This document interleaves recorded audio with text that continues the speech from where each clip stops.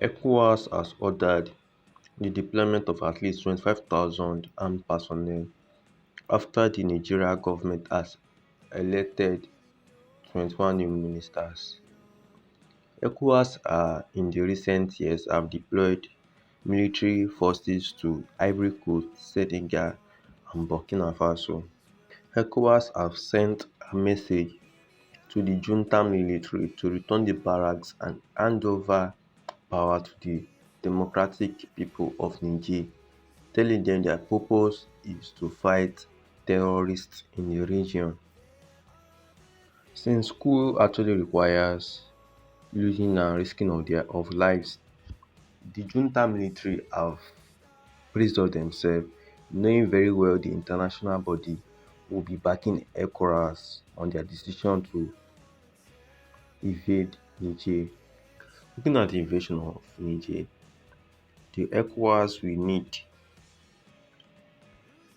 serious planning and use of resources in the invasion of Ukraine. Taking a look on how long it took Ecowas to intervene in the situation of the Gambia, it took Ecowas 7 weeks, but with the situation on ground in which Burkina Faso, Mali and Guinea is backing up Niger, and with the issue of the Wagner group and the Algeria government backing up Niger, it will actually be more difficult except through the use of diplomatic means. Experts says that Nigeria will be sending no less than 5,000 troops. However, Senegal has pledged about 16,500 troops to ECOWAS in the invasion of Niger Republic. Ghana government is actually having it raw since their military forces doesn't want to send personnel to the invasion of Ukraine. But talks are actually still going on between the Ghanaian government and the Ghanaian military. However, Senegal, Ivory Coast and Benin have actually stand their ground that they will be sending military in the intervention of the coup in Niger Republic. Nigeria Senate and people are against Nigerian government sending troops to the invasion of Ukraine. However, Nigerian army has been moving troops towards the regional border in order to invade Niger Republic. Due to the situation on ground, Niger have actually beefed up its security along the borders between Nigeria and Benin Republic.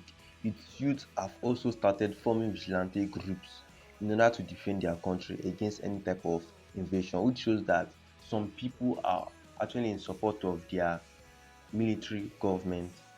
Here have also been the presence of the Wagner PMC, a successful military company which has helped a lot in the Russian-Ukrainian war.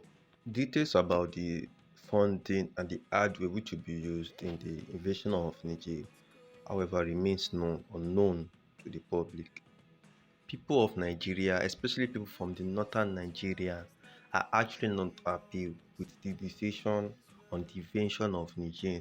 As part of the peace moves to the Niger coup, the Emir of Kano, Muhammad Sani, has met with President Tinubu, briefing him on the duty on the discussion which he had with the Nigerian military government.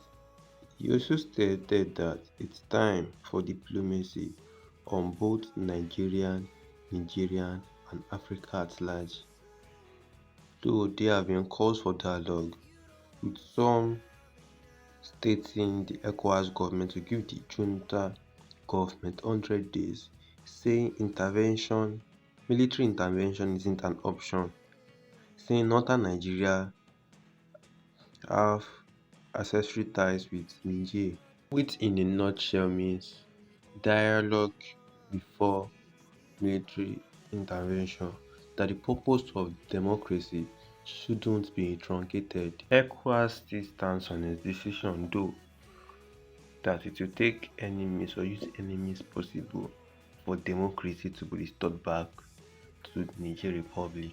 Chairman of ECOWAS and President of Nigeria, Bolaahmedtinubu states, and I quote, "No option is taken off the table, including the use of force, although military force is actually the last option on the table." Government make a statement replying that an invasion of Niger needs to be ending President Bazoum.